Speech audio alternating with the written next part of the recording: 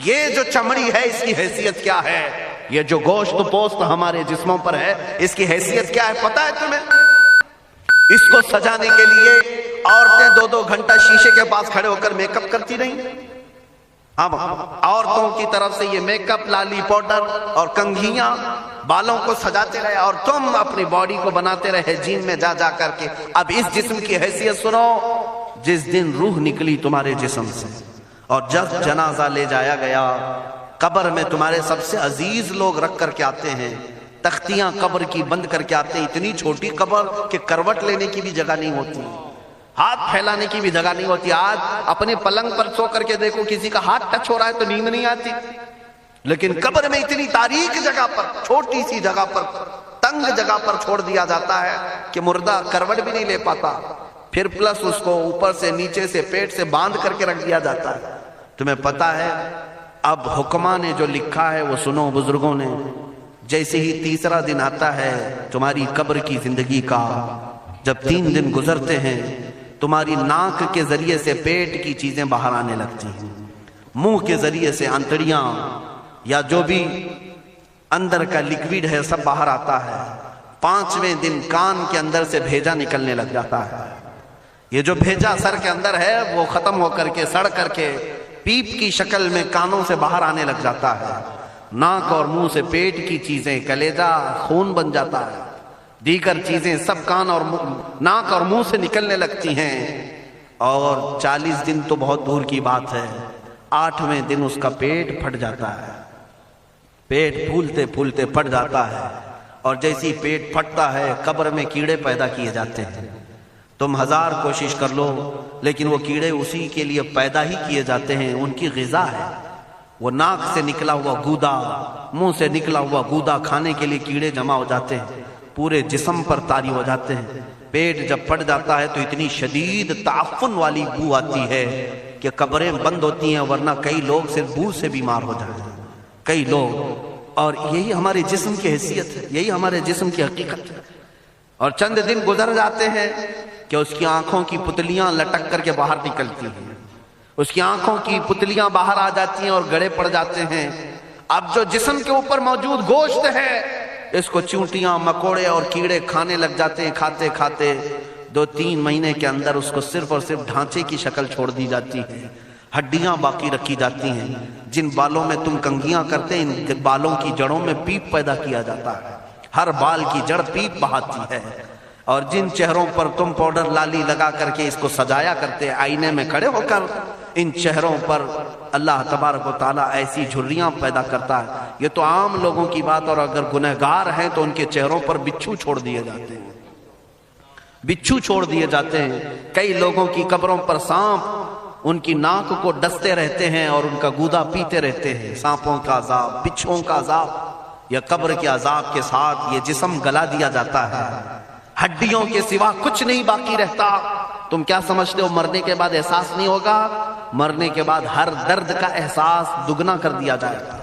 آج زندگی میں جتنا تمہیں چونٹی کاٹنے سے درد ہوتا ہے، مرنے کے بعد یہ درد 10 گنا زیادہ بڑھ جائے گا، تمہیں اور درد ہوگا، اور درد ہوگا۔ یہی جسم جو کیڑوں کی غذا بن گیا، کفن ختم ہو گیا، ہمارے جسم میں پیٹ کا گودا باہر آ گیا، آنکھوں سے کانوں سے ساری چیزیں لکوڈ ختم کر دی گئی، بھیجا کانوں سے بہ کر کے نکل آیا، بچا کیا ہمارے پاس؟ جس جسم کو ہم سجاتے رہے، سنوارتے رہے، اس پر ہزاروں پیسے بہاتے رہے، یہ جسم 40 دن کے اندر کیڑوں کی غذا بن گیا، سب ختم ہو گیا۔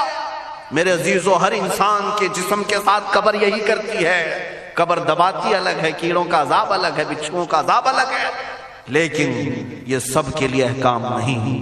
کچھ وہ بھی جنازے ہیں جب یہاں سے جاتے ہیں تو ہزاروں کی آنکھوں میں آنسو چھوڑ کر جاتے ہیں، ہزاروں کی دلوں کی دھڑکن بن کر کے جاتے ہیں۔ ان کے جنازے جب جاتے ہیں تو اللہ کے ملائکہ بھی، فرشتے بھی ان کے جنازے کو اٹھانے کے لیے زمین پر آتے ہیں۔ یہ کون لوگ ہیں؟ جو اپنے سینوں میں عشق مصطفیٰ کی شمع روشن کیے ہوئے تھے. جینا چاہتے تو مصطفیٰ کے لیے، مرنا چاہتے تو مصطفیٰ کے لیے. فاضل بریلوی نے کیا خوب کہا، لحد میں عشق رخ شہ کا داغ لے کے چلے، اندھیری رات سنی تھی چراغ لے کے چلے. جب قبر میں جاتا ہے ایک عاشق رسول، اسے رکھا جاتا ہے، کفن اس کا بھی ہے، جسم اس کا بھی ہے، لیکن فرشتوں سے بھی کہا جاتا ہے اسے آہستہ سے جگانا، محمد عربی کا غلام ہے، رسول پاک کا وفادار ہے. اور کیڑوں کا اس کے جسم کو کھانا تو دور کی بات، فرمایا گیا قیامت تک اس کے کفن کو بھی میلا ہونے نہیں دیا جاتا. نہ تمہاری آنکھ سے، نہ تمہارے ناک سے، نہ تمہارے چہرے سے کوئی گودا باہر آتا ہے، کچھ نہیں میرے عزیزو. جسم تر و تازہ سلامت رکھا جاتا ہے. 1000 سال کیا 10,000 سال گزر جائیں، حوادث زمانہ بھی آئیں، لیکن اس کی قبر میں اس کا جسم سلامت رکھا جاتا ہے. اب تمہارے ہاتھ میں فیصلہ ہے کون سا جسم بنانا چاہتے ہو، وہ جو کیڑوں کی غذا بن جائے، یا وہ جس پر فرشتے بھی اتر کر سلام بھیجیں. میں نے خود میرے مرشد گرامی کے جنازے میں حاضری تھی. حضور تاج الشریعہ بدر الطریقہ رحمت اللہ تعالی علیہ، جس مرد قلندر نے اپنی پوری زندگی عشق مصطفیٰ میں گزاری. آج تم نعرے لگاتے ہو تاج الشریعہ تاج الشریعہ، ان کے شب و روز دیکھے تھے کبھی؟ ان کی صبح اور شامیں دیکھی تھی کبھی؟ بہت پیر ہوں گے جو باہر پیر ہوں گے، اندر پیر ہوں گے، لیکن تاج الشریعہ کو میں نے اندر بھی دیکھا ہے، باہر بھی دیکھا. آنکھیں بند بھی ہوتی، آنکھوں سے اگر کوئی چیز نظر بھی نہیں آ رہی ہوتی، تب بھی اتنا خیال ہوتا کہ کہیں سطر تو نہ کھل گیا ہو، کہیں پائجامہ اوپر تو نہیں ہو گیا ہو. سونے کے حالت کی بات کر رہا ہوں، کوئی نہ ہو تب بھی یہ خیال باقی رہتا. کون سا ایسا دن گزرتا جب وہ دلائل الخیرات نہیں پڑھ رہے ہوتے، قصیدہ بردہ شریف نہ پڑھ رہے ہوتے. ہزاروں سفر کی مصروفیات کے باوجود حضور پاک کی محبت کے نغمات میں کوئی کمی نہیں آئی. لیکن میں آج آپ کو ایک بات بتا دوں، جب انتقال ہوا وہ جمعہ کی شام تھی، اور ہمارے مردوں کو 6 گھنٹے 10 گھنٹے میں ہم کو قبرستان سپرد کرنا پڑتا ہے. 12 گھنٹے رکھ دیں تب بھی فریج منگوانا پڑ جاتا ہے، اس کے بعد قبرستان کے حوالے کر دیں. میرے مرشد گرامی کے انتقال کے بعد 48 گھنٹے رکھے گئے تھے، 48 گھنٹے رکھے گئے، اور اس کے بعد جنازہ پاک کو غسل دے کر لایا گیا. یہ فقیر قادری جنازے کی گاڑی میں شریک رہا، حضرت کے قدم پکڑ کر کے میں قبر تک رہا. میں آپ کو صرف اس لیے یہ بات عرض کر رہا ہوں کہ جب گاڑی جنازے کی چلتی تھی، میں نے زندگی میں بھی حضرت کے ہاتھ پکڑ کر کے ادھر ادھر چلایا. حضرت کے ساتھ جب جانا ہوتا تو بازوؤں کو ہم تھامے ہوتے، ہم کیا چلاتے، ہمیں وہ خود چلا رہے ہوتے، لیکن یہ ہم برکت کے لیے پکڑے ہوتے. جو نرم و ملائم جسم تھا، میں نے وفات کے بعد جنازے میں کھڑا ہو کر کے دیکھا، قدموں کو پکڑ کر نہ نرمی میں کمی آئی، نہ ملائم ہونے میں کوئی کمی تھی. اور جب گاڑی آگے چلتی تھی،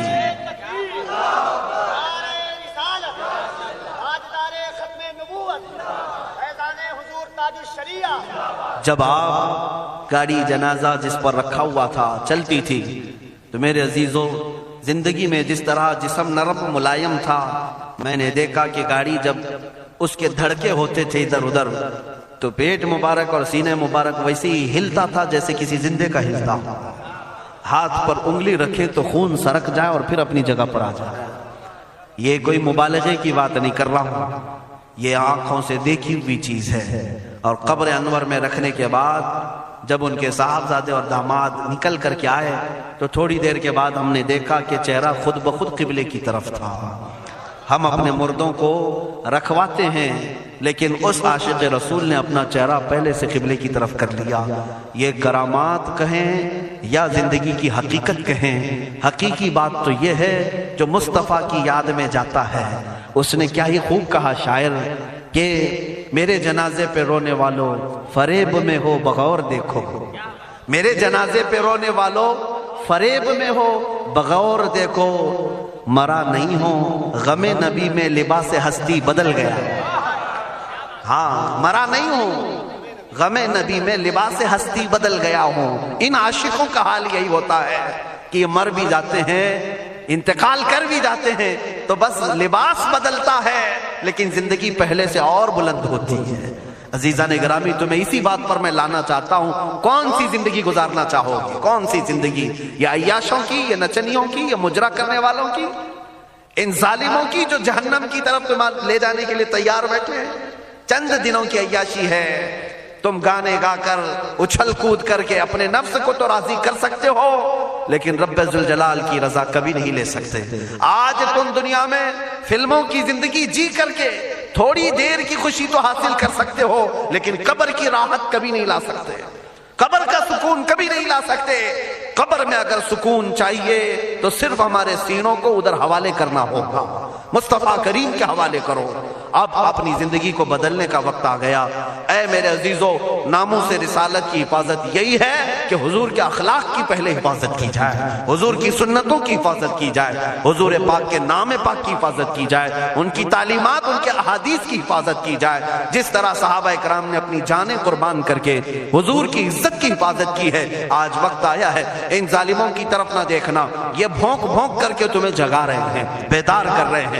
میں جواب دیتا رہوں گا انشاءاللہ، لیکن ساتھ میں ان حادثات کو اپنے لیے ایک الگ انداز سے دیکھتا ہوں۔ اگر کوئی کتا کوفے میں بیٹھ کر بھونکتا ہے اور میرے نبی پاک کی عظمت پر حملے کرتا ہے تو درد تو ہوتا ہے، لیکن ساتھ میں عقیدہ بھی تو ہمارا یہ ہے، رہے گا یوں ہی ان کا چرچا رہے گا، رہے گا یوں ہی ان کا چرچا رہے گا، پڑے خاک ہو جائیں جل جانے والے۔ یا رسول اللہ، تو گھٹائے سے کسی کے نہ گھٹا ہے نہ گھٹے گا، جب بڑھائے تجھے اللہ تعالیٰ تیرا، مٹ گئے مٹتے ہیں مٹ جائیں گے آدھا تیرے، نہ مٹا ہے نہ مٹے گا کبھی چرچا تیرا۔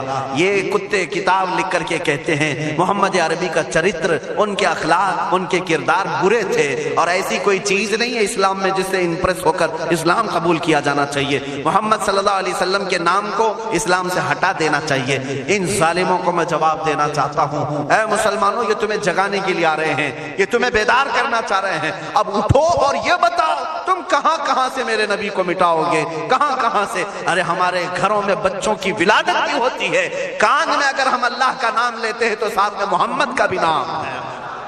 ہمارے بچے جس دن اس دنیا میں آتے ہیں، اذان ان کے کانوں میں دی جاتی ہے تو اللہ کے نام کے ساتھ محمد کا نام بھی آتا ہی ہے۔ ہماری اذانیں، ہمارے نماز کو بلانے والی آوازیں، تم کیا مٹا پاؤ گے محمد عربی کے نام کو؟ یہ ہزاروں نہیں کروڑوں اذانیں بار بار دن میں دے دے کر کے یہ بتاتی ہیں کہ تم واللہ محمد عربی صلی اللہ علیہ وسلم کا ذکر تم کبھی الگ نہیں کر سکو گے۔